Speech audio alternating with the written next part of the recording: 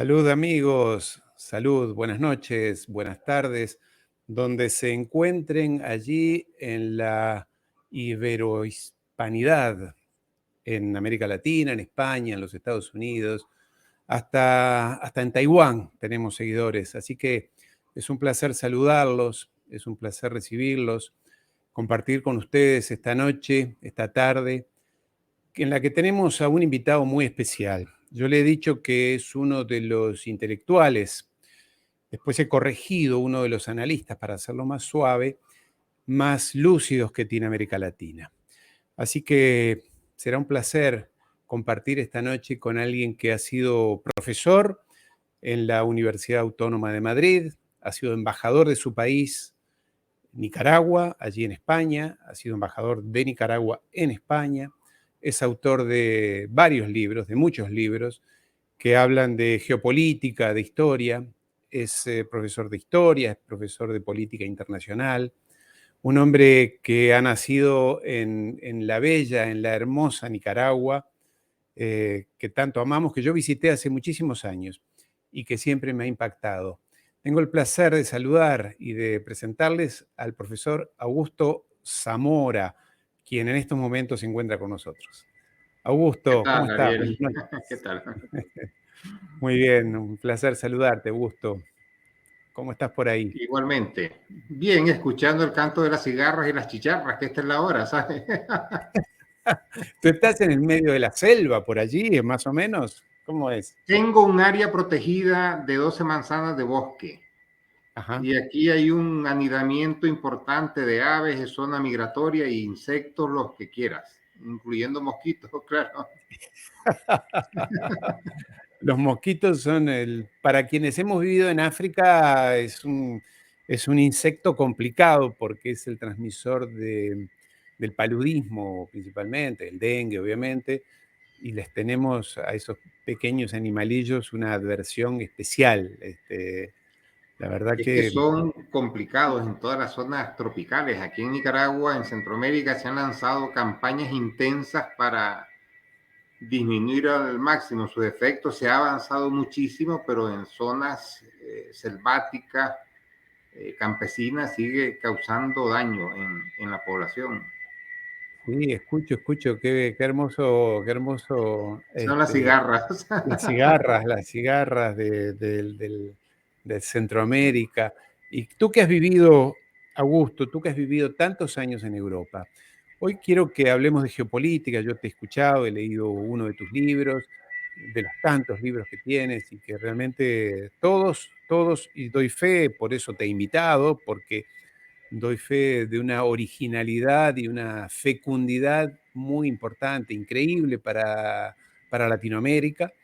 Pero tú que has vivido tanto en Europa, tantos años en Europa, que conoces perfectamente, no solamente como embajador, sino como profesor y como persona que ha residido allí, hablaremos de geopolítica, en esta geopolítica tan complicada que nos presenta esta situación de Ucrania, la guerra, en fin, todos los temas que hablaremos. Pero la primera pregunta que te quiero hacer es, ¿qué pasó con la bella Europa, con aquella Europa de la convivencia, de la tolerancia, de la libertad de prensa, con aquella Europa que irradiaba arte de vivir, el placer de vivir, con cada país con su particularidad, pero digamos, era un lugar donde se respiraba oportunidades para el futuro, digo, de libertades y demás, más allá de lo económico.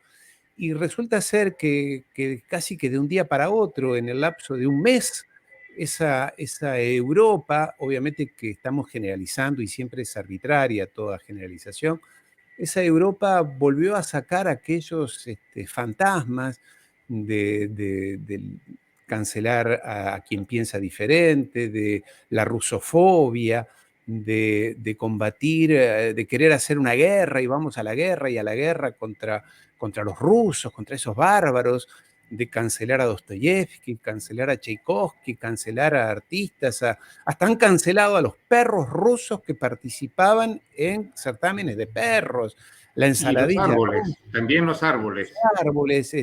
Entonces, ¿qué pasó? ¿Qué mudó? O esos fantasmas en realidad estaban escondidos. Y hablo del belicismo también, esa Europa que creíamos pacífica, que creíamos... En fin, has entendido la pregunta. ¿Qué pasó? ¿Qué cambió? Es que no ha cambiado. Lo que pasa es que se vivió un periodo,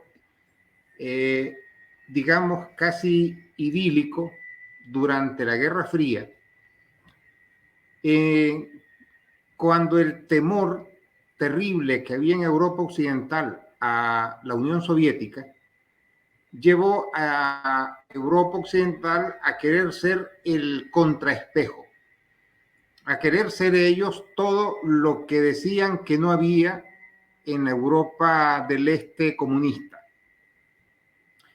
Y así se irradió la imagen de un grupo de países pacíficos, tolerantes, abiertos, pero esto desapareció de golpe con el suicidio, el asesinato de la Unión Soviética, y es, no sé, como, por ponerte una imagen, como si tienes un perrito amarrado mucho tiempo y de repente lo sueltas y empieza a correr desaforadamente para disfrutar de aquello que antes tenía, se lo habían quitado y ahora lo volvía a tener. Y yo a la gente le recuerdo mucho que después de desaparecida la Unión Soviética, Europa Occidental a través de la OTAN se vio envuelta en una guerra tras otra de agresión, volviendo a sus viejas prácticas. O sea, fue un paréntesis la Guerra Fría.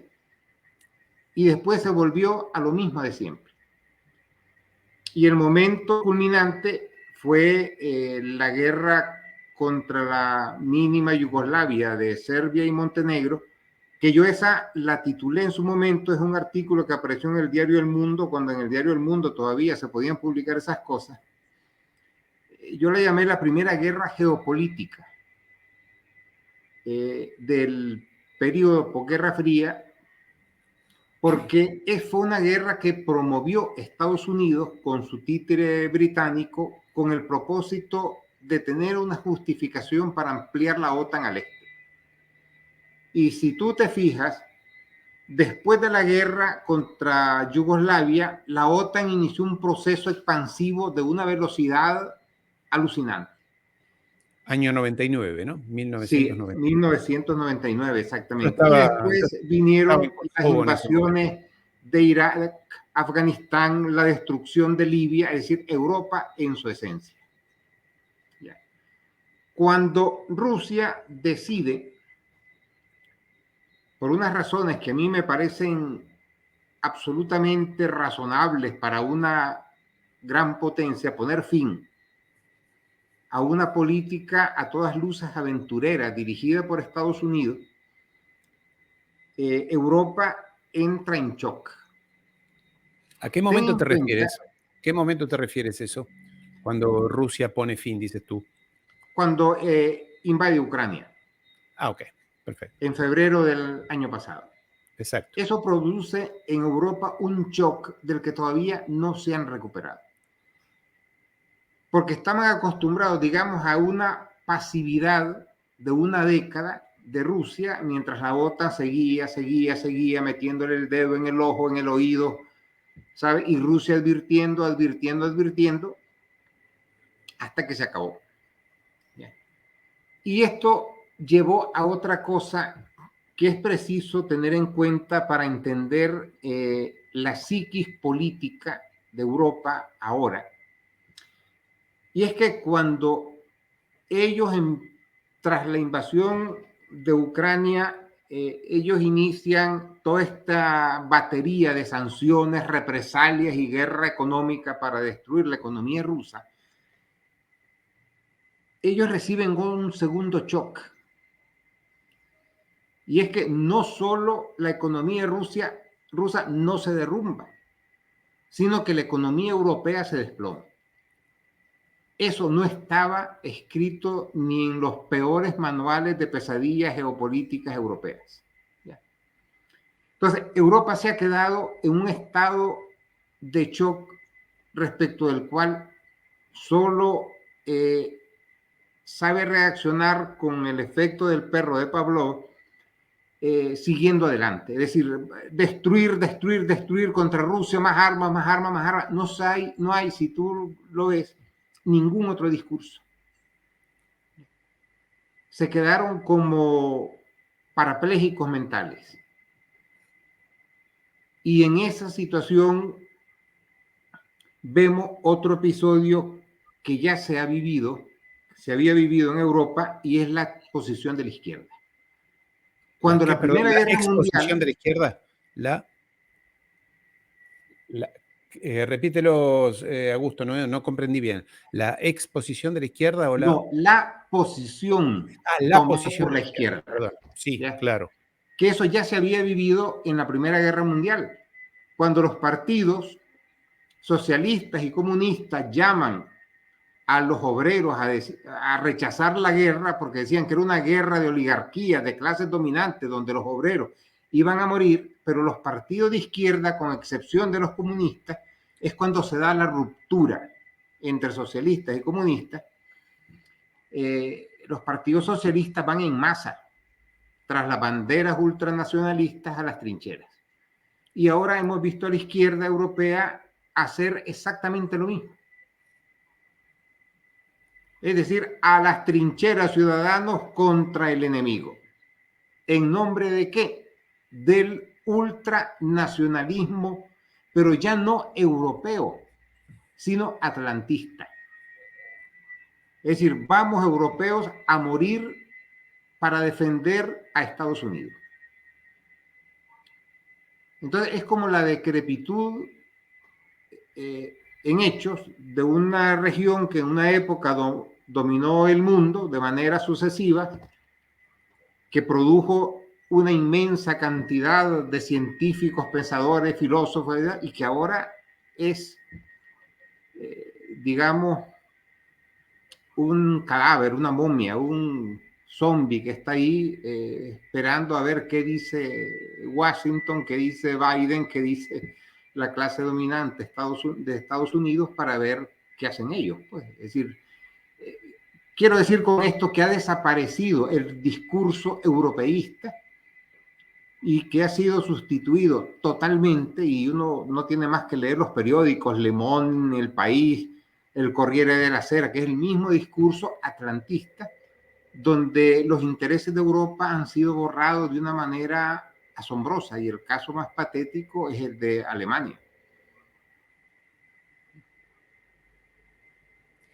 La sensación que da, y tú lo acabas de describir, es que efectivamente hay un discurso único que viene de Washington, que viene de la City de Londres también, y que viene a través de los medios de comunicación de pocas agencias que son las que dominan el discurso y que son a partir de las cuales maman cotidianamente las redacciones de televisiones, cadenas de televisión, periódicos y demás. Lo que llama la atención, y yo no sé si tú tienes la impresión, porque yo lo he recorrido, el espinel, digamos, he recorrido el hilo, es que cuando uno remonta, ya sea de la estructura bancaria, de la estructura de las grandes agencias de comunicación, uno termina confluyendo siempre en la familia Rothschild. ¿No tienes tú esa sensación? Que por alguna razón, ya sea por, ya digo, medios de comunicación, por George Soros en América Latina, con su Open Society, que trata de promover, en fin, las ideologías de género y todo lo que pueda ser disruptivo para las sociedades, sobre todo las sociedades católicas latinoamericanas, en algún momento uno se encuentra con los Rothschild allí financiando, orquestando. Ese discurso único, ¿tú crees que es el mismo que se está desparramando por todo el planeta en lo que se supone que es la opinión pública, que en realidad es creo que el 20% de la población del planeta, porque el resto de la población, América Latina, África, Asia, Medio Oriente, Asia Occidental, no están en este discurso, ¿no? Pero ¿no crees que hay como un discurso único que se repite en todos lados? Lo hay en Europa, curiosamente menos en Estados Unidos, donde en las clases intelectuales hay un debate, ¿ya? Y curiosamente son los republicanos los que llevan la voz disonante frente al discurso belicista demócrata. Y yo en esto quiero hacer un paréntesis, porque si uno hace memoria, las guerras de Estados Unidos las inician los demócratas y la paz la suelen firmar los republicanos. Con la excepción de George W. Bush, pero bueno, el resto sí. Con excepción, bueno, siempre hay excepciones que confirman la regla. Totalmente, Ahora, totalmente. debemos tener en cuenta una cosa. Tanto en Europa como en Estados Unidos y también en América Latina, la concentración de los medios de comunicación en pocas manos es la tónica. En mi primer libro sobre política y geopolítica dediqué un capítulo a este tema, porque fue, por ejemplo, en Estados Unidos asombroso que en un periodo de 20 años, 5 empresas controlaban casi la totalidad de los medios de comunicación de Estados Unidos, que iban desde el cine a la revista de deporte. Y eso ha ocurrido en Europa. Es decir, en España son 3 grupos los que controlan el 90% de los medios de comunicación. En Francia se está dando un fenómeno similar, de manera que hay una coordinación de grupo dominante en el que prácticamente la disonancia ha desaparecido. Solo la encuentras en internet, solo la encuentras en diarios digitales, pero el debate como tal ha sido borrado. Ya ni siquiera la izquierda plantea nada. Y el ejemplo más patético a mí me parece España, ¿sabes? Donde están discutiendo las leyes trans por aquí, leyes trans por allá, mientras Europa se encuentra a un pie de una posible guerra nuclear. Y eso no lo toca nadie, ¿me entiendes? Es decir, es como la muerte cerebral de Europa y su parálisis intelectual para no tocar un tema que consideran tabú y que la guerra siga, ¿sabes? Yo reivindico siempre una frase que escuché hace mucho tiempo que dice que en la geopolítica no existen las coincidencias.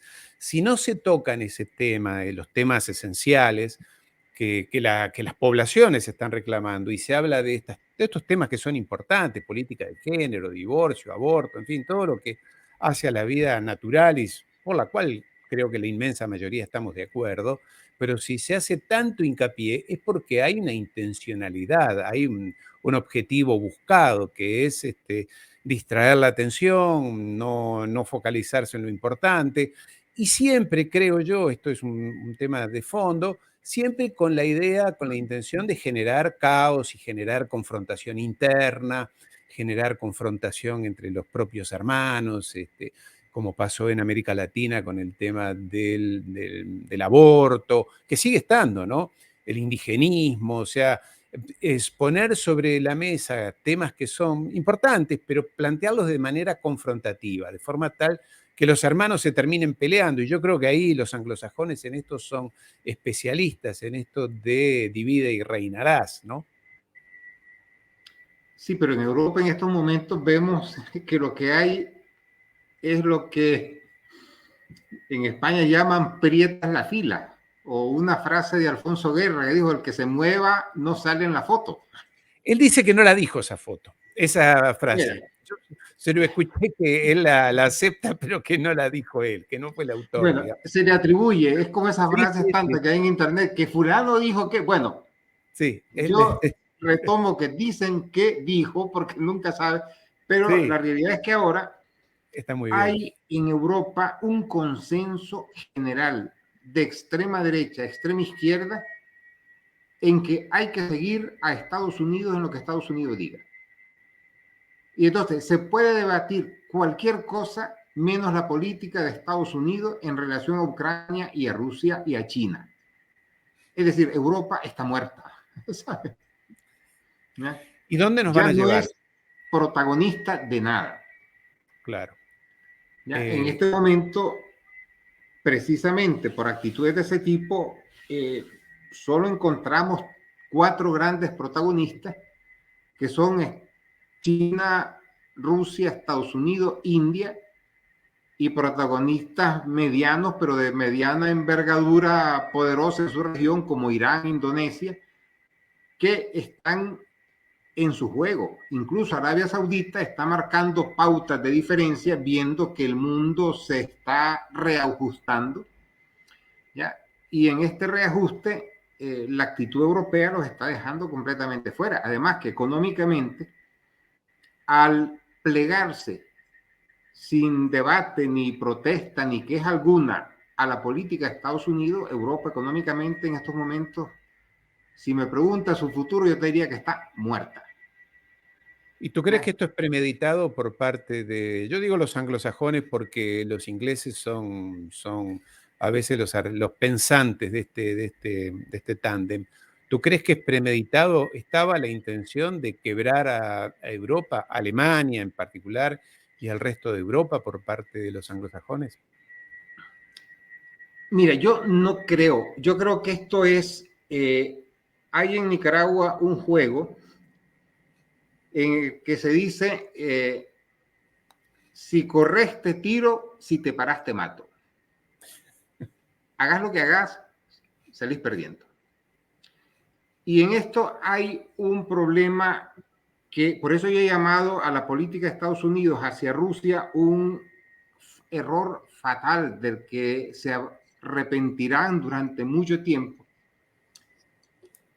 Y es que en este mundo de confrontación sistémica que vivimos, Estados Unidos, que es un estado isla, que está separado del resto del mundo, que su presencia y su poder depende perentoria y agónicamente de su fuerza naval, Estados Unidos necesita más que nunca una Europa fuerte. Porque la única región que es aliada de Estados Unidos, como región entera, tener aliados dispersos, Australia allá donde el diablo perdió la cola, o Filipinas que no vale nada, ¿sabes? Más que como base territorial, eso no sirve. En realidad, a Estados Unidos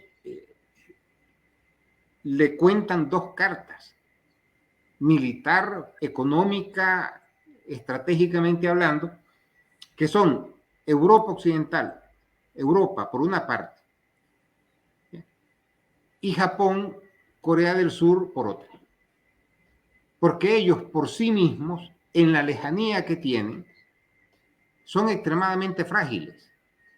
Es decir, ahora lo que manda en la guerra son los misiles. Y en la batalla por el dominio de los misiles, la ventaja estratégica absoluta la lleva Rusia. ¿Ya? Y China, a fin de cuentas, se enfrentará a Estados Unidos en el mar de la China, en su patio, mientras que Estados Unidos dependerá agónicamente del apoyo que pueda recibir de Japón y de Europa.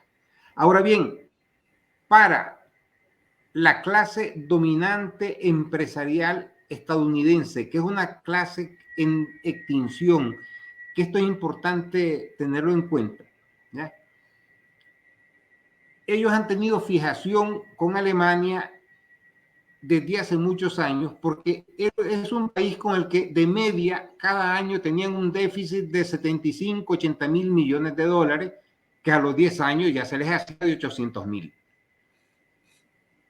Entonces se les metió en la cabeza, para mí, una locura suicida de que había que arruinar a Alemania para defender a la industria estadounidense. Pero si tú arruinas a Alemania, arruinas a tu mejor aliado, arruinas a Europa, ¿ya? Y en última instancia te arruinas a ti mismo, porque a fin de cuentas cuando los llames a rebato para ir a las trincheras, encontrarás un montón de países en ruina. ¿Ya? Y si tú sigues la línea de China, de Rusia, estos son dos países que hacen exactamente lo contrario. Ellos están interesados en fortalecer la economía de sus países aliados. Ellos han trabajado activa y profundamente en levantar la economía de Irán, un país estratégico donde los haya en su región. ¿Ya? Han invertido muchísimo, sobre todo en los últimos años, en su propia industria. De hecho, el complejo industrial ruso ha dado muestras de una fortaleza que todavía en Estados Unidos y en Europa la tienen atragantada, ¿me entiendes? Porque jamás se la imaginaron. Incluso el complejo militar industrial ruso se ha demostrado mucho más efectivo que el complejo militar industrial estadounidense. Entonces, hay aquí un juego en el que Estados Unidos ha perdido el norte, el sur, el este y el oeste, y los perderá todos de facto en la próxima década, porque con la Europa da crisis, ellos se quedan solos. No hay nadie en este mundo relevante que siga a Estados Unidos. Ni India, ni Pakistán, ni Indonesia. Nadie les ha dicho, vamos a ir con ustedes. Al contrario, todo el mundo se está lavando las manos y dice, eso es su problema. Lo de Ucrania nos cae lejos. Sudáfrica hizo maniobras militares con Rusia y China, Irán las hizo con Rusia y China, y los gringos pues siguen ahí con los europeos, Japón y Corea del Sur, y para de contar.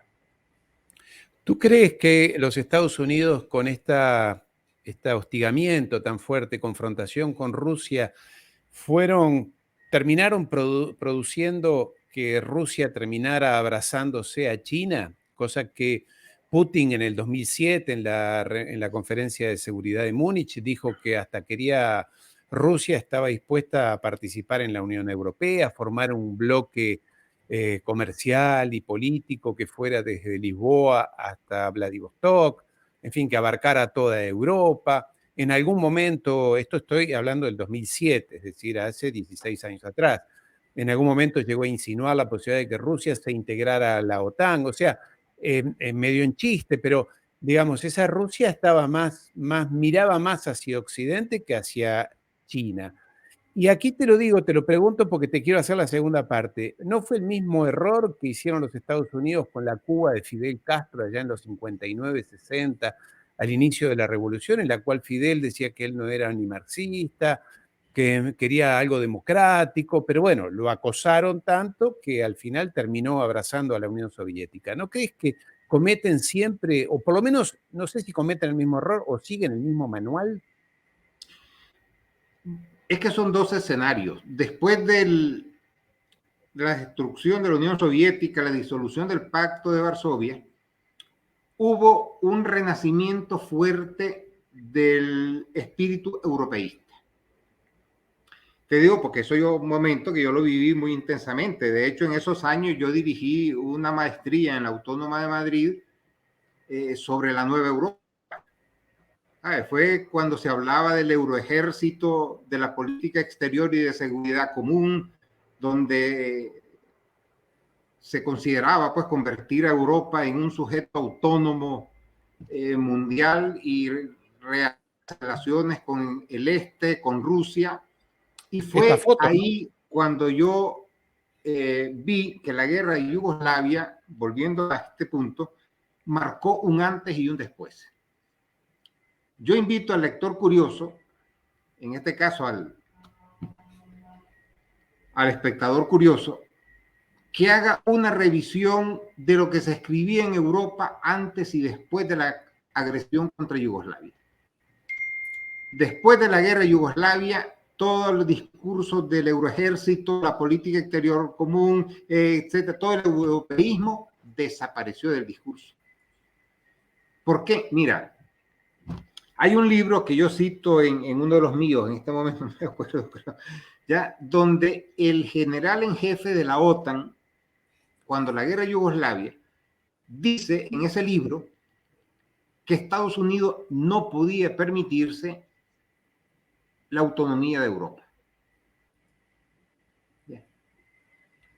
Y que era preciso adoptar políticas que fortalecieran la OTAN, porque la OTAN es el instrumento en Estados Unidos para controlar Europa.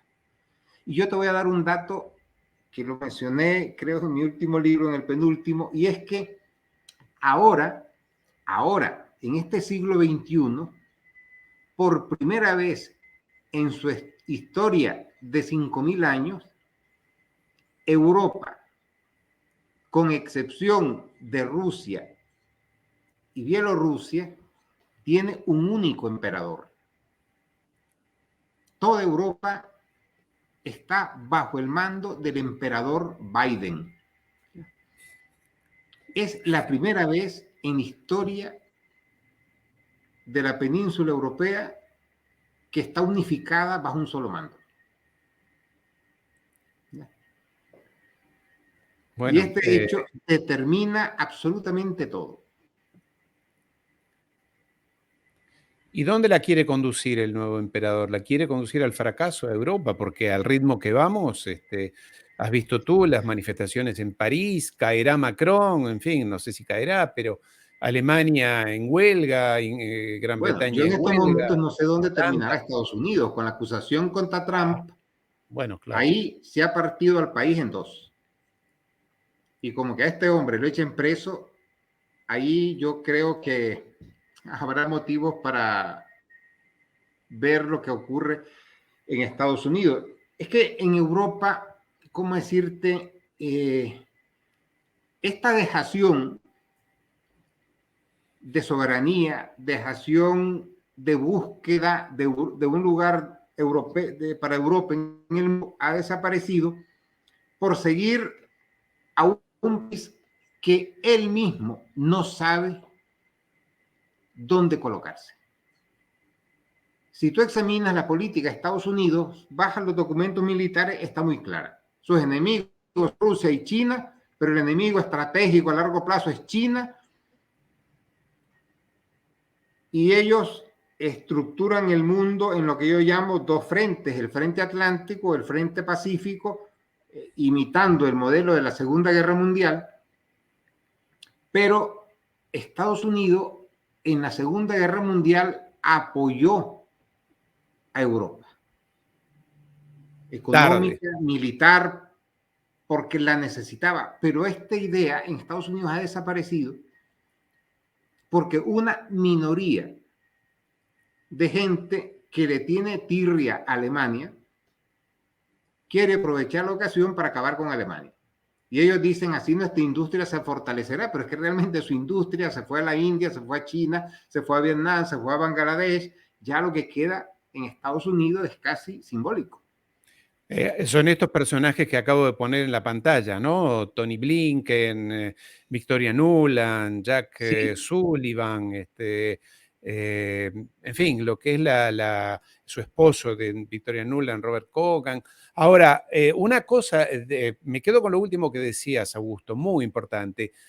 Aplican esto de enfrentar a China y a Rusia, pero el detalle, pequeño detalle, es que son dos potencias nucleares y tú puedes enfrentarte a dos potencias nucleares al mismo tiempo. Una cosa es Libia, Afganistán, Siria, Irak, pero dos potencias nucleares al mismo tiempo, ¿qué son? ¿No son conscientes de a quién se están enfrentando? No, no lo son. Ah. Y yo, fíjate que publiqué en mi página de Facebook, lo único que tengo yo de redes sociales, un análisis de esta actitud. Yo ahí expongo una cuestión que va en un próximo libro mío que no sé cuándo saldrá, y es que Estados Unidos es la única gran potencia que ha llegado a ser gran potencia sin haber combatido nunca con otras grandes potencias. Tú te vas a la historia del mundo, de cualquier parte del mundo, de China, de India, de Persia, de Europa, y vas a ver que potencias salen, surgen, batallan, guerrean, se matan, vuelven. Pero Estados Unidos, todo le ha caído como pan bendito. ¿No se aplicó la trampa de Thucydide? No. Es que eso de la trampa de Thucydide es una figura literaria así que muy bonita, pero Thucydide nunca habló de trampa.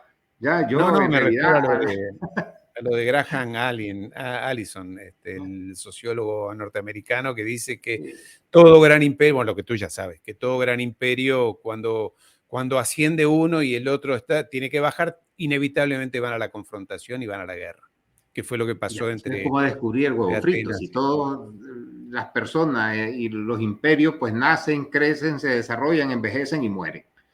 Vamos, descubrir eso fíjate, el agua es líquida. Es profesor de Harvard, Graham Allison. Oye, mira, Sí. yo no sé qué cantidad de profesores de Harvard han escrito tal cantidad de estupideces que si los hubiera escrito un pobre profesor de Vanuatu o de Malawi, no habría pasado nada. Es como Nadie las se hubiera pinturas de Roy Lichtenstein, que si las hubiera pintado un sudafricano no pasarían de ser unos tebeos bonitos, pero como era un gringo en un país sin pintores, pues nada, la gran cosa. Ya. Entonces tú dices que Verlo. estos neoconservadores extremistas, como los que te acabo de mencionar, que son los que manejan o inspiran al Estado profundo, tienen la inconsciencia de enfrentarse a dos potencias nucleares que las Sí, obligan pero incluso a abrazarse y a tú reunirse. encuentras la respuesta sin mucho problema viendo la historia de Estados Unidos. ¿Ya? Su expansión fue producto de una suma de casualidades en las que ellos eran receptores. ¿Ya? Suma de Sus grandes casualidad. rivales fueron los pobres indígenas.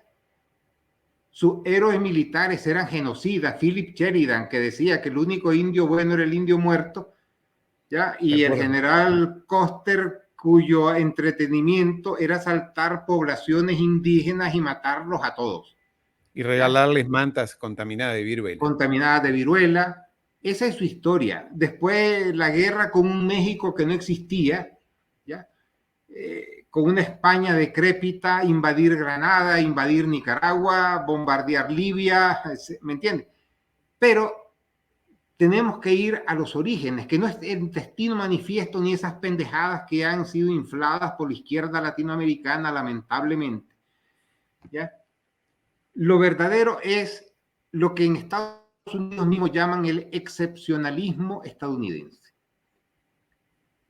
Como ellos han tenido tanta fortuna en tantas cosas y han alcanzado tantos niveles de poder sin haber hecho nada, prácticamente, ellos se sienten, como dijo Herman Melvin, el pueblo elegido. Somos el Israel de nuestro tiempo. Exactamente. Somos el pueblo de Dios. Las tribus Barack perdidas Obama de lo Israel. dijo en un discurso, lo dijo la Madeleine Albright, lo acaba de decir Biden, que ellos están aquí por un mandato divino y ellos deben gobernar el mundo porque eso está escrito.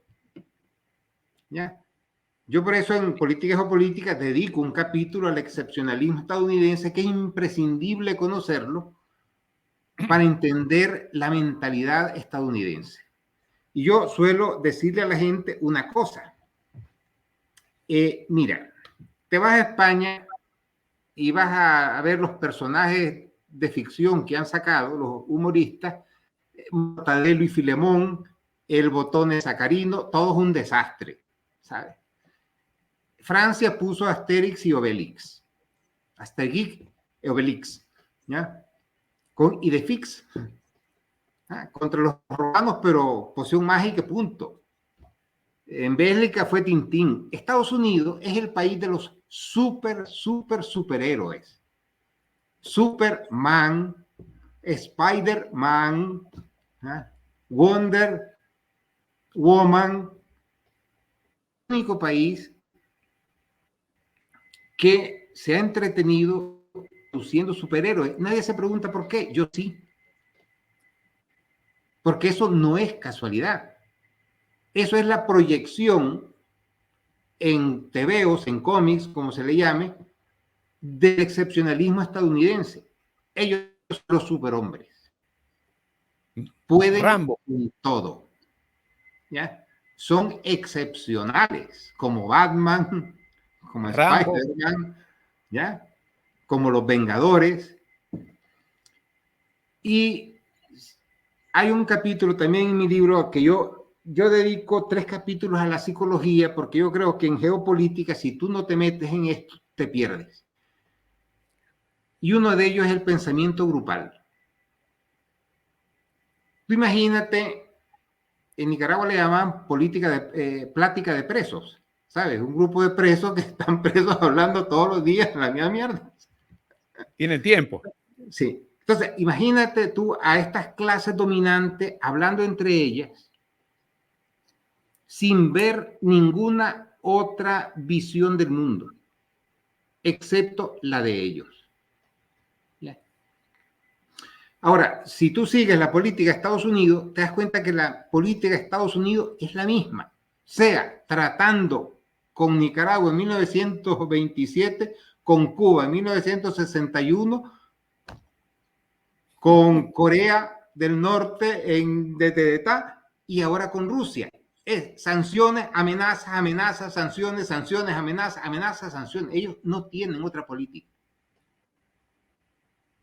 Ahora, si tú estudias la historia de los imperios, no la estudias, simplemente te la lees, te das cuenta que eso de que los imperios se pasan en guerra es falso, guerrean lo que tienen que guerrear, pero el grueso de sus periodos se basan en acuerdos, alianzas, acomodos.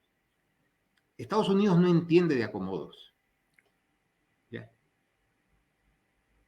A ellos no se les ocurre plantearse que el mar de la China es el mar de la China porque ahí está China.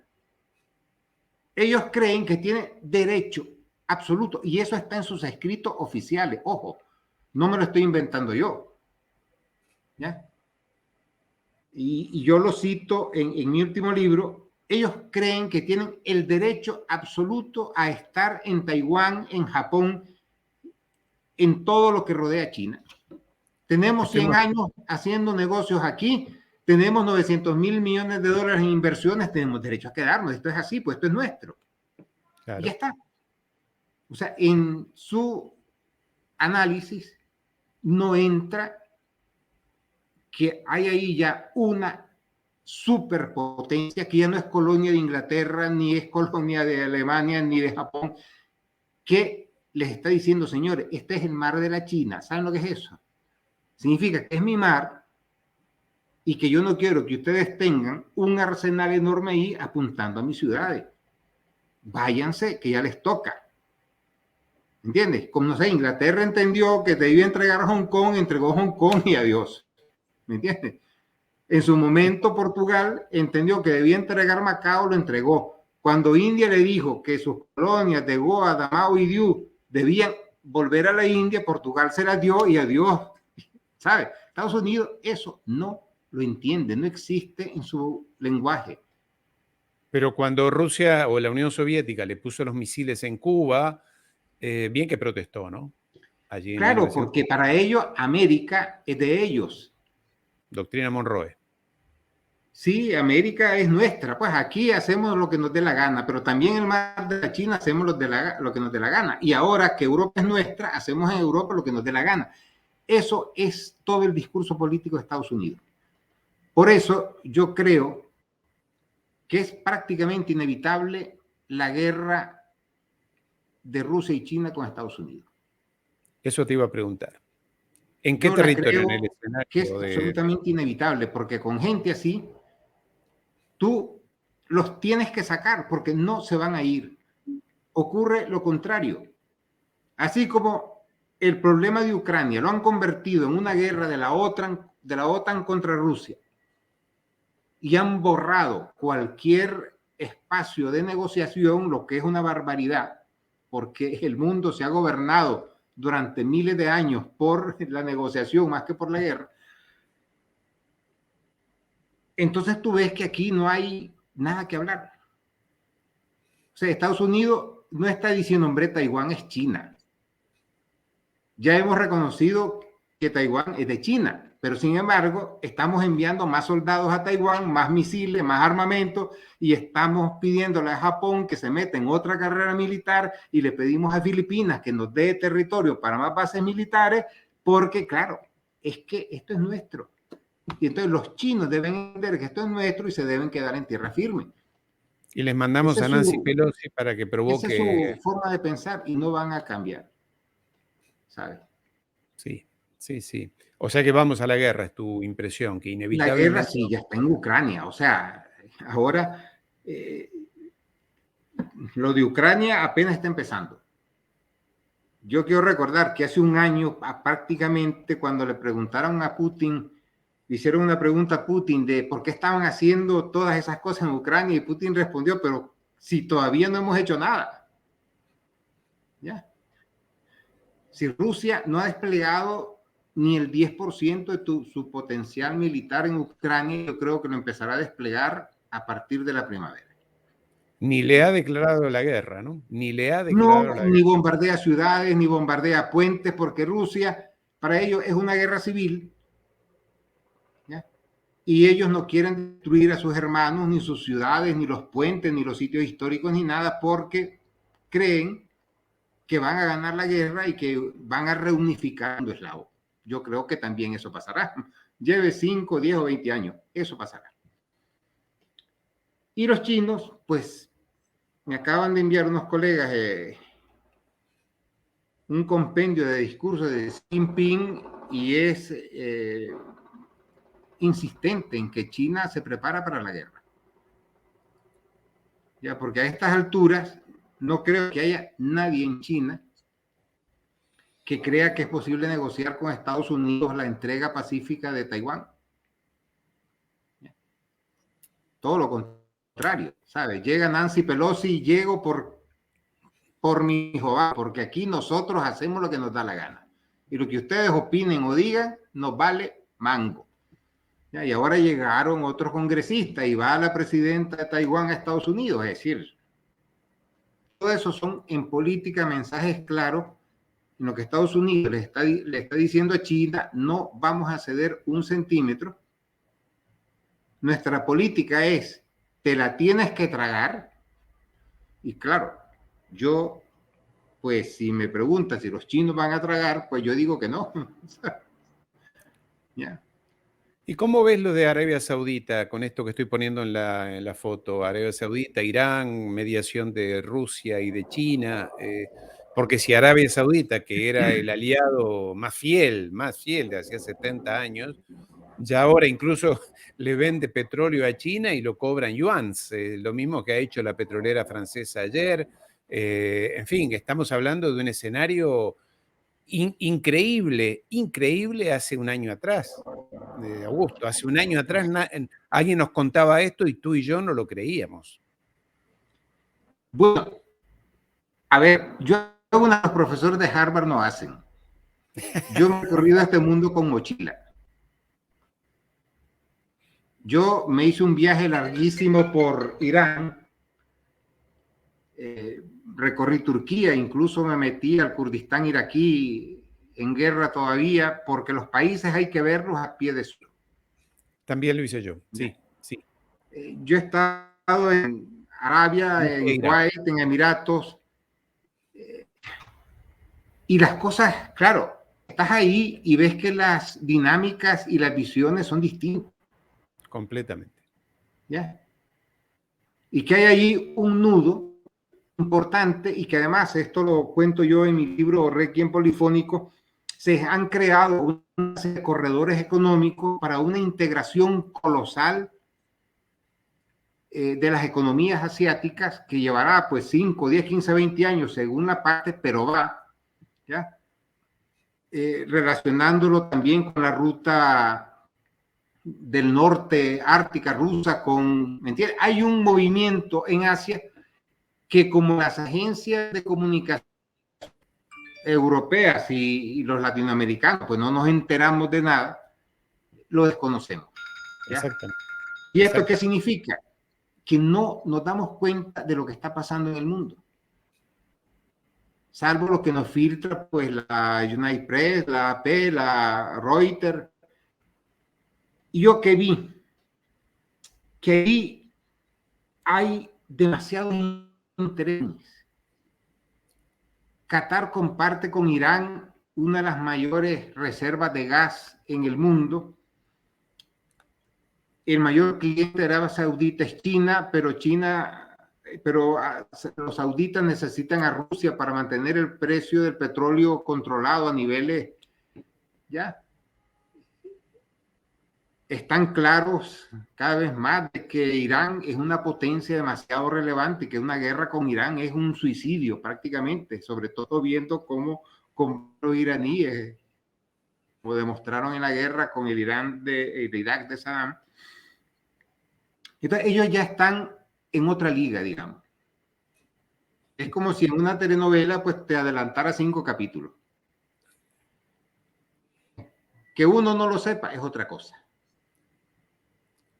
Entonces, ellos ya ven que Estados Unidos va para abajo. Se han dado cuenta de que los gringos y la OTAN no han podido con Rusia. Ellos sacan lecciones. Y dicen, señores, aquí vámonos a acomodarnos a las nuevas circunstancias, pidamos el ingreso en la Organización de Cooperación de Shanghái, queremos pertenecer a los BRICS, queremos arreglarnos con los iraníes, no queremos nada, y firmaron además un protocolo en el que renuncian a la guerra Arabia Saudita e Irán. Es decir, están en otro estado. Están en otro estado. En otro estado. Ahora, yo he estado en China, he estado en la India, tú has viajado mucho, también lo he visto, y tú sabes que la visión del mundo desde ahí no tiene nada que ver con la europea o la que tenemos en América Latina, que la de América Latina es una mierda total, con perdón de la expresión. ¿Ya? Aquí, por ejemplo, tragamos el 99% de los que nos tragamos en cine y en serie es estadounidense. Pero está en China y te das cuenta que en China el 99,99% de lo que ven los chinos es producido en China. La India lo en mismo. India el mercado del entretenimiento es indio con una gran presencia de Pakistán, curiosamente, aunque sean enemigos. ¿Sabes? O sea, es otro mundo. Es otro mundo. Estás en Irán y en Irán no ves ese peso abrumador de la industria cinematográfica estadounidense, de los medios estadounidenses. Los iraníes son iraníes. Sí. Entonces, eso te da otra visión del mundo. Te das cuenta que sigue creyendo, sobre todo en Europa, que siguen siendo los cuando a lo sumo soletín roto en el pie izquierdo. Pues. Por eso hay que viajar con mochila, que mis colegas lo hacen. Ellos se suben a un avión de 5 estrellas, van a un hotel de 5 estrellas, está un discurso 5 estrellas que nada tiene que ver con la realidad y se regresan a su casa de 5 estrellas, pues en la estratosfera. Exactamente, exactamente. Quiero volver al tema de la guerra, que nos conducen a la guerra. Y ahora estamos hablando de, uno siempre piensa en antecedentes, la Primera Guerra Mundial, Segunda Guerra, espantosas, con un saldo en vidas y material horrible, pero aquí estamos hablando de que uno sabe siempre, decía mi abuela, cómo empiezan las guerras, pero no se sabe cómo terminan. Y en manos de potencias que tienen armas nucleares, está bien, se habla de armas nucleares tácticas, pero bueno, una guerra cuando empieza, después se va a por todas. ¿Y quién nos asegura que esto no termina en una debacle para toda la especie humana? Mira, yo no estoy seguro porque te diré mi punto de vista. Pues pueden considerar racional, irracional o absolutamente fuera de lugar. Esta es, vivimos la primera del mundo en el que el mundo funciona como un solo ser vivo. Las sociedades están tan interrelacionadas como nunca antes en la historia. Y no me refiero a Internet, a TikTok, no. Economías, productos, a unos niveles históricos.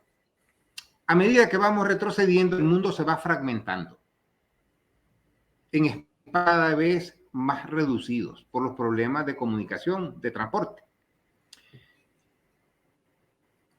Tenemos nosotros en este momento, creo yo, dos grandes bandos.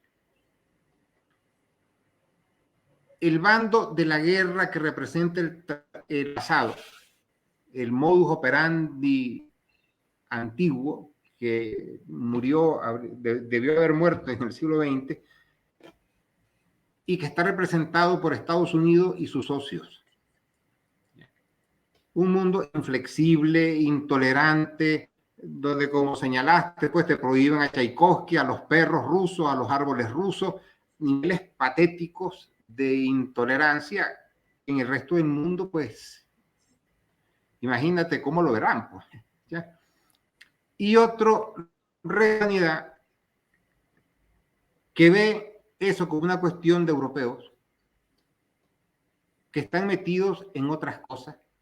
Si tú vas, por ejemplo, a las noticias sobre la ASEAN, los países del sudeste asiático, ellos tienen su mundo, su modus operandi, sus intereses, lo que pasa en Ucrania, lo que las locuras de Estados Unidos, a ellos ni le va ni le viene.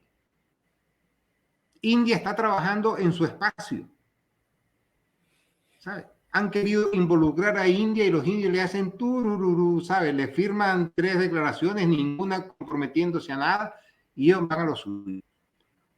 Te vas a la región de Oriente Medio, Próximo, y también allí es una dinámica propia. Los únicos que se han quedado colgados de la brocha imperialista, un grupo de potencias anacrónicas que yo, que he vivido tantos años en Europa, te puedo dar fe, se han conectado del mundo. Se han desconectado. Y los gringos nunca han estado conectados. Los gringos se han impuesto. Llegan, se imponen, los apalean, se van, pero su relación no es de conexión, de intercambio, de entendámonos, hablemos, no. Ellos llegan, te ponen las tropas, te imponen las sanciones, sus tratados comerciales, y está. Y para los gringos, esto sí te lo digo porque yo leo todos los días prensa y revistas de Estados Unidos, han más perdidos como el agua que perro en procesión, es decir, no saben qué hacer, no hay un pensamiento estratégico integral. ¿Entiendes? Unos dicen una cosa, otros dicen otra. ¿Entiendes? Biden habla de guerra y no sé, sale el jefe de las Fuerzas Armadas de Estados Unidos, Mille o Miley, como le dice, no señor, guerras no negociemos, porque este hombre, creo que yo es la más persona en Estados Unidos en este momento, porque él es militar. Yo creo que de las pocas personas cuenta de lo que tiene enfrente. Ya, los políticos, yo estuve en el Congreso, mira, tuve un departamento de Estado y yo me di cuenta que hablar con aquella gente era hablar con extraterrestres. O sea, hablábamos lenguajes absolutamente distintos. ¿Ya? Ellos viven allá, en una torre de marfil, en su Olimpo, y ven el mundo como ellos, los dioses y el resto de los males. Y entonces conversar con ellos es casi imposible. ¿Entiendes? Es casi imposible. Recuerda, primero el 15 de diciembre, que Vladimir Putin, el gobierno ruso, envió su propuesta de iniciar una negociación sobre un nuevo marco de seguridad en Europa. Yo he sido diplomático muchos años, he sido profesor toda la vida de Derecho Internacional y he repetido 1001 veces que la mejor manera y más práctica de resolver un problema es conversando. Es la negociación. Ahora, ¿qué hace Estados Unidos? La OTAN se burla. No es que eso lo rechacen, se burlan con una prepotencia irracional, porque están hablando con la mayor potencia nuclear del mundo. No estás hablando con Granada, ni con la República Centroafricana, ni con Nicaragua. Estás hablando con Rusia. Un país, además, cuya geografía es demoledora. Es la potencia dominante en el Ártico, tiene fronteras con media Eurasia. Entonces, ¿cómo vas a hablarte? Entonces, a partir de ahí, todo lo... Ahora, tú ponte en el lugar de los chinos viendo eso. Tú de chino, ¿qué pensarías?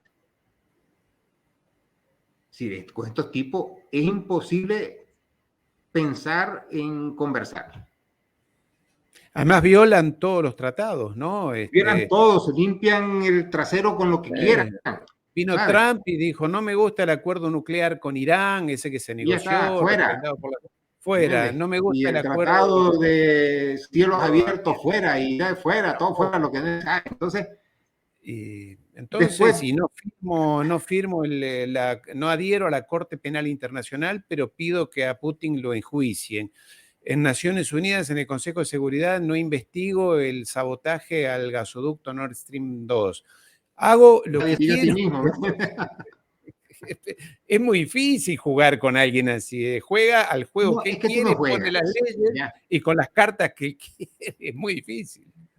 No, es que tú no juegas. Eso sigues tú con un poco de asiduidad. La política es una política que apunta a la guerra.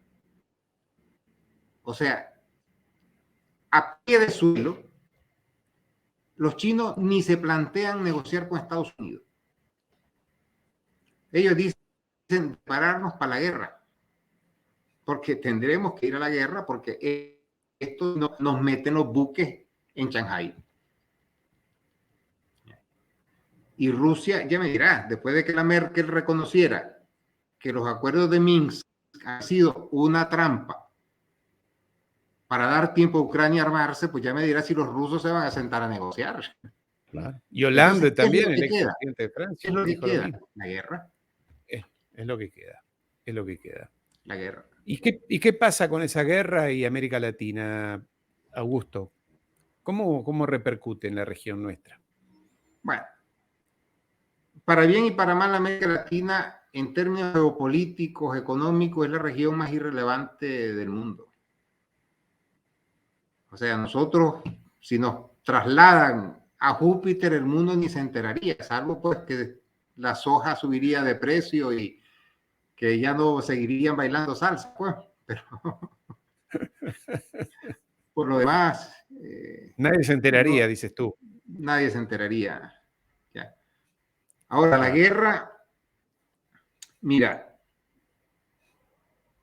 yo cada vez pienso más en la posibilidad de que la pauta no la marque Estados Unidos, sino 2 o 3 países que en un momento dado decidan hacerse del barco de los gringos, y en ese caso Estados Unidos tendría, quisiera o no, que sentarse a negociar.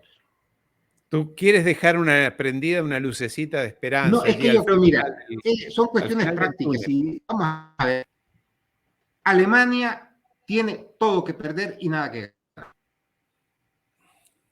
En algún momento que puede estar más próximo o más lejano, los alemanes tendrán que plantearse si desean sobrevivir como pueblo y como país o buscar forzar un arreglo negociado con Rusia. La gran burguesía alemana, la potente, la que fabrica las cosas de verdad, está que trina contra este payaso que Por eso, tienen ese de momento canciller. tendrá que llegar, porque yo creo que cuando Rusia esté a punto de quebrar totalmente al ejército ucraniano, será el momento de la decisión, si entra la OTAN o no entra. Y es ahí donde Alemania tendrá que decir, porque si hay entrada de la OTAN, la guerra nuclear estará a un paso, y el primer país en desaparecer en una sopa de átomos va a ser Alemania. Porque Polonia no importa, Europa es Alemania y todos los demás están lejos. El otro país es Japón. Japón está en el peor lugar del mundo en estos momentos. Porque no es solo que tiene enfrente a China, un país donde Japón hizo atrocidades en la Segunda Guerra Mundial y que los chinos todos los años las recuerdan.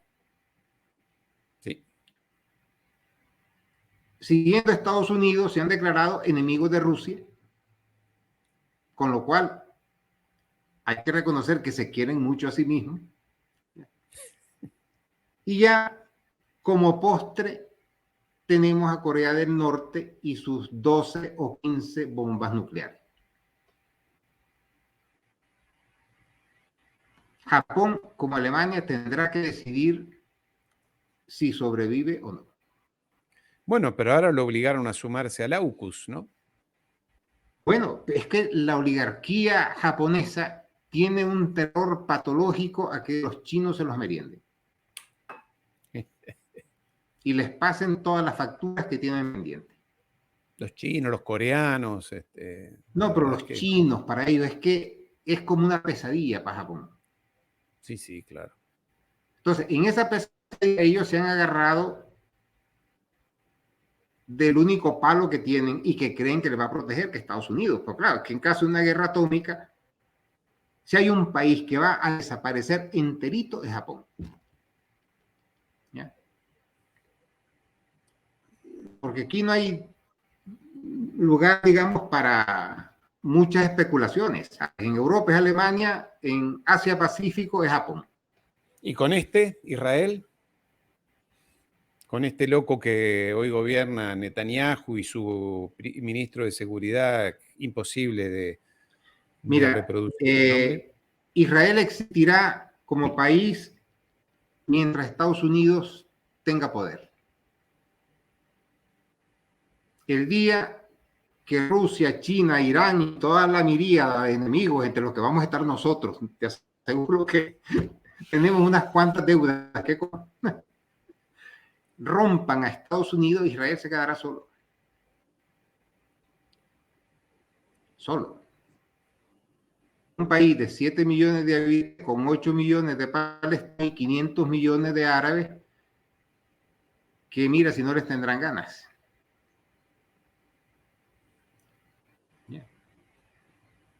Yo creo que También, Israel seguirá el destino del reino cruzado. ¿Entiendes? sí, El reino de Jerusalén se mantuvo mientras la Europa cristiana enviaba tropas y dinero, y cuando aquello se acabó el reino de Jerusalén. Y viste a Saladino ahí cantando la gloria del Islam. sí, Saladino. Tú no puedes fundir deseos con realidad en geopolítica, tienes que ser como el cirujano operando, ¿sabes? Tú no estás pensando si este bueno es malo, sino si vas a poder curarle en una operación. Y aquí, pues, los números casi, ¿cómo decirte? La alianza ruso-china más todos sus aliados son 2.500 millones de habitantes y 30 millones de kilómetros cuadrados. Es casi la economía del mundo. ¿Vas a creer que Estados Unidos le va a ganar a esa mole? Que además tiene el mayor poderío militar de la historia, que tienen todos los recursos posibles, alimenticios, energéticos, minerales, científico-técnicos, industriales, etc. Es decir, es que hay cosas que simplemente se repiten. ¿Cómo decirte? Napoleón, en su apogeo y en su pensamiento grupal, rodeado de un montón de aduladores que le decían que era prácticamente Dios, levantó un ejército descomunal, 700.000 hombres, y se fue a Rusia, pensando que aquello iba a ser un paseo militar. Pero Rusia es un país continente, con una retaguardia infinita. Tú no puedes ocupar Rusia. Nadie puede ocupar Rusia salvo los rusos. Y ahí dejó Napoleón a 500.000 hombres. Se salvaron 200 y pico mil.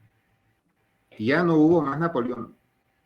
Hitler siguió sus pasos y mandó 5 millones de soldados contra la Unión Soviética. ¿Qué son 250.000 soldados ucranianos frente al poder de Rusia?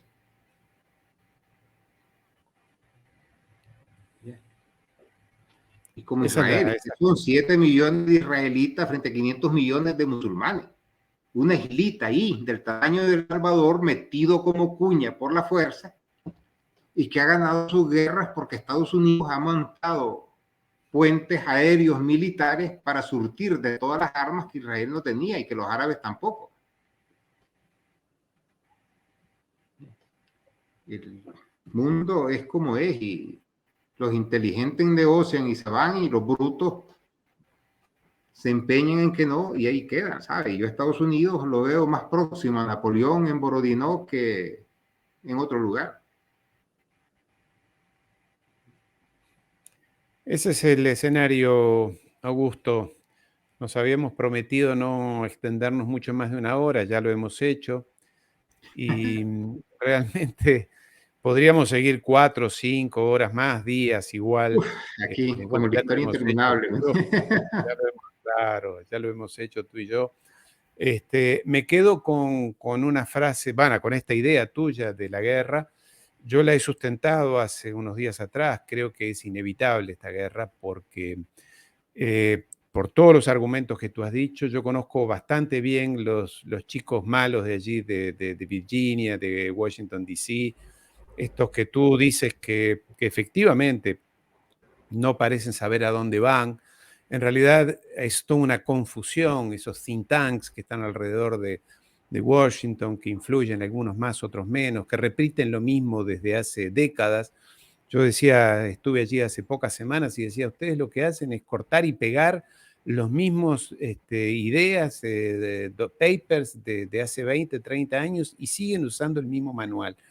Pero bueno, son personas imbuidas de la idea de un destino manifiesto, con esta parte religiosa muy fuerte, que vienen curiosamente de aquel filósofo Leo Strauss, alemán, de origen judío, que llegó a los Estados Unidos allí en los años 30, que desde Chicago los llenó de ideologías a estos neoconservadores extremistas, que junto con los evangélicos sionistas de los Estados Unidos, que es una fuerza a no subestimar, son 40 millones de personas, muy, muy militantes, muy semana a semana bajando línea, juntando dinero, presionando con los congresistas de los Estados Unidos, con los secretarios de defensa, con los de, en fin, tienen muchísimo poder, pero efectivamente parece ser, y tú lo acabas de ilustrar, que nos conducen a un, no sé si a un cataclismo, a una gran catástrofe, a un apocalipsis, porque ellos se refieren mucho a la Biblia permanentemente, se refieren al apocalipsis en particular, son milenaristas, en fin, creen que el mundo va a ser feliz al cabo de una gran catástrofe, una sucesión de catástrofes, de epidemias, casualmente tuvimos una, hambrunas, guerras civiles y demás. Entonces me parece que lo que tú acabas de mencionar, Augusto, claramente es coincidente. Vamos hacia algo que no es bueno. No querramos hablar de guerra atómica, pero vamos hacia un escenario que no es bueno y en el cual, insisto, las guerras se sabe cómo empiezan, pero no se sabe cómo terminan, porque después el que tiene el arma en la mano, si va perdiendo, saca lo peor y sacará la bomba atómica más grande, en fin. Yo, Augusto, no nos habíamos prometido entonces no prolongarnos demasiado, entonces ya tenemos agendado contigo un nuevo directo en breve plazo para hablar sí de América Latina y ya de historia, los dos somos historiadores, va a ser un placer, pero como es habitual en mi canal, siempre dejo que la última palabra la tenga el invitado, que haga un cierre, y con esto yo despedirme y dejarte a ti, Augusto, y agradecerte infinitamente a los amigos que nos han seguido a lo largo de esta charla y que han dejado sus mensajes, que son muchísimos y los que seguirán sumando cuando vean esta grabación. Digamos, esto que es directo ahora y que va a quedar como grabación. Entonces, Augusto, agradecerte infinitamente tu tiempo, tu buena disponibilidad, tu buena disposición, tu amabilidad y tu sentido del humor también, que es algo característico tuyo, para dejarte que cierres y mandarte un saludo a ti y a quienes nos han seguido. De mi parte, hasta aquí he llegado. Quiero dejarles un mensaje amparado en hechos claros y comprobables. Estados Unidos tiene poco aguante en pérdidas humanas. Pierde las guerras porque no tiene una sociedad que resista que se le acumulen las bajas militares. El famoso desembarco en Normandía, tan filmoteado y malmatado y inflado, pues Estados Unidos tuvo 6.500 bajas. Si tú comparas esto con los episodios de la Segunda Guerra Mundial, la batalla de Kursk, Stalingrado, Berlín, etc., te das cuenta que es ridículo. ¿Ya? En la Primera Guerra Mundial, en los primer día de grandes combates, los británicos perdieron en un solo día 50.000 hombres. Estados Unidos en Vietnam en 10 años perdió a 67.000. Y se fue por eso. Entonces, un general, un almirante chino retirado, pero en China nadie está totalmente retirado, hizo un comentario que a mí me dio risa porque tenía un fondo de verdad. Decía, los Estados Unidos dice, les hundimos un portaaviones y van a pedir negociar.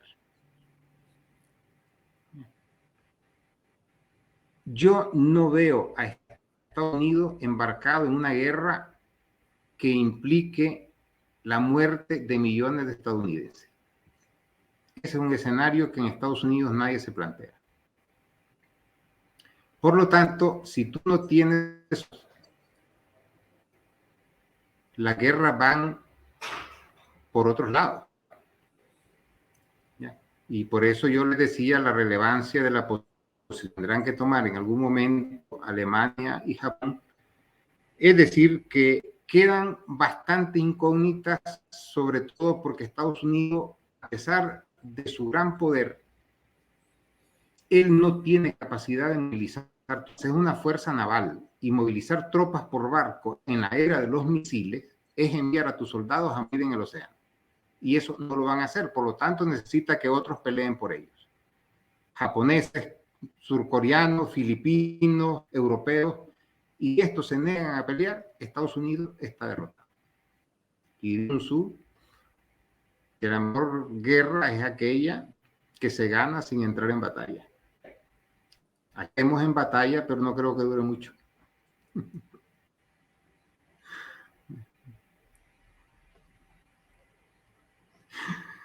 Hasta aquí hemos Así llegado. que un gran Entonces, saludo a todos y nos volvemos a ver por aquí, con el canto de cigarras y de chicharras. De la bella Nicaragua, de la bella Nicaragua. Qué Bueno, felices. la belleza y la fealdad están relacionadas con el estado de ánimo y también con tus niveles de ingresos, ¿sabes? Con hambre nada de bello. Claro que sí.